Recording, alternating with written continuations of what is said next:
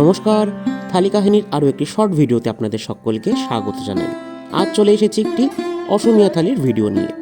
আজকের থালিতে ছিল গরম গরম ভাত, প্রথমেই ছিল কাঁচা লঙ্কা বাদামের ভর্তা। ঝাল হলেও ভর্তাটা কিন্তু খেতে বেশ ভালো। এরপর ছিল ডাল, ছোলা, মটর এবং অরহর একসাথে মিশিয়ে এই ডালটা তৈরি করা হয়েছিল। ডালের সাথে প্রথমেই দিয়েছিল আলু বরবটি ভাজা, এটাও কিন্তু এর সাথে বেশ ভালো লাগলো। তারপর ছিল পাঁচমিশালি সবজি। এই ফাঁকে একটা জিনিস বলে রাখি, আমি কিন্তু কদিন আগে তেলকুয়ে রেসিপি দিয়েছিলাম। যারা যারা এখনো দেখেননি, এই ভিডিওর নিচে দেখুন লিঙ্কটা আছে, ক্লিক করে দেখে নিন। তারপর ছিল আলু পটলের তরকারি। মরশুমের সবজি বলে খেতেও কিন্তু এটা দুর্দান্ত ছিল।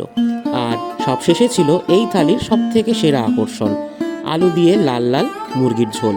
ঝোলটা লাল হলেও একদম পাতলা। আলু দিয়ে এই মুরগির পাতলা ঝোলটা কিন্তু আমার দুর্দান্ত লাগে। আপনাদের কার কার পছন্দ কমেন্টে জানাতে ভুলবেন না কিন্তু। আজ এখানে শেষ করছি। ভিডিওটা কেমন লাগলো কমেন্ট করে জানাবেন, ভালো লাগলে একটা লাইক করে দেবেন। আর এরকম শর্ট ভিডিও এবং রেসিপি দেখার জন্য সাবস্ক্রাইব করতে ভুলবেন না কিন্তু।